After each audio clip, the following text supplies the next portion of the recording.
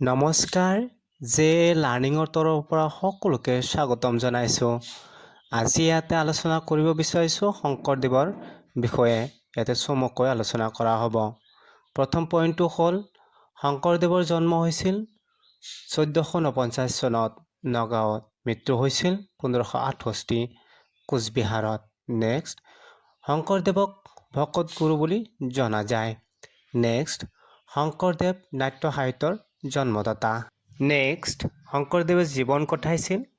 প্ৰথম চোৱা বাৰবোৱা ৰাজ্যত কটাইছিল, দ্বিতীয় চোৱা দুৱাহাট বেলগুৰিত কটাইছিল, শেষ চোৱা কোচ ৰাজ্যত কটাইছিল। নেক্সট, শংকৰদেৱৰ অনুবাদমূলক গ্ৰন্থ দশম, ভাগৱতৰ দ্বিতীয় আৰু একাদশ আৰু দ্বাদশ স্কন্ধ, ৰামায়ণৰ উত্তৰাখণ্ড। নেক্সট, শংকৰদেৱৰ কাব্য হৰিশ্চন্দ্ৰোপাখ্যান, ৰুক্মিণী হৰণ, অজামিল উপাখ্যান, অমৃত মন্থন, বলিছলন আৰু কুৰুক্ষেত্ৰ। নেক্সট, নাম প্ৰসংগ সম্পৰ্কীয় গ্ৰন্থ কীৰ্তন ঘোষা। বন্ধুসকল, শংকৰদেৱৰ নাটসমূহ 6টা ভাগত ভাগ কৰা হয় আৰু সেইখিনিক এটা নামত জনা যায়, সেইটো হ'ল পকা কেৰু পাৰা। পতে পত্নীপ্ৰসাদ, কাতে কালিয়া দমন, কেতে কেলি গোপাল, ৰুতে ৰুক্মিণী হৰণ, পাতে পাৰিজাত হৰণ, ৰাতে ৰাম বিজয়। বন্ধুসকল চাব, ইয়াতে প্ৰথম নাটখন হ'ল পত্নীপ্ৰসাদ আৰু তাৰপিছত আপুনি চাব ৰাতে ৰাম বিজয়, এইখন হ'ল অন্তিম।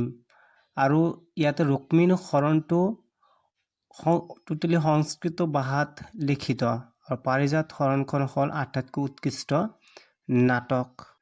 শংকৰদেৱৰ ভক্তি আৰু তত্ত্বমূলক গ্ৰন্থসমূহ হ'ল ভক্তি প্ৰদীপ, ভক্তি ৰত্নাকৰ, অনাদিপাতন, নিমি, নৱসিদ্ধ সংবাদ। নেক্সট, ভটিমা মূলতঃ 4টা।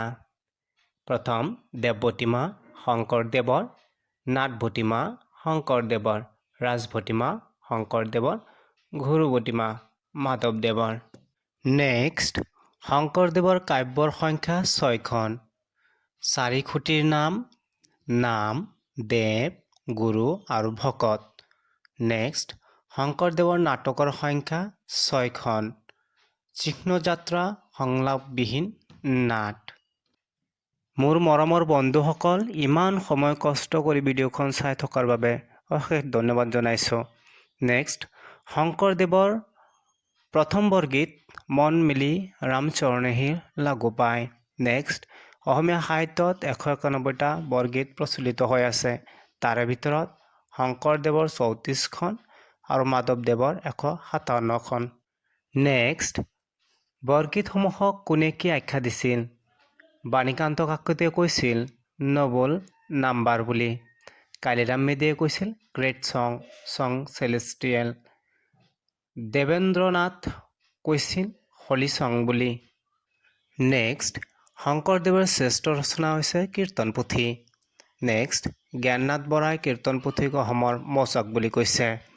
মোৰ মৰমৰ বন্ধুসকল, আপোনালোকে এটা ছাবস্ক্ৰাইব কৰিব বুলি আশা ৰাখিলোঁ।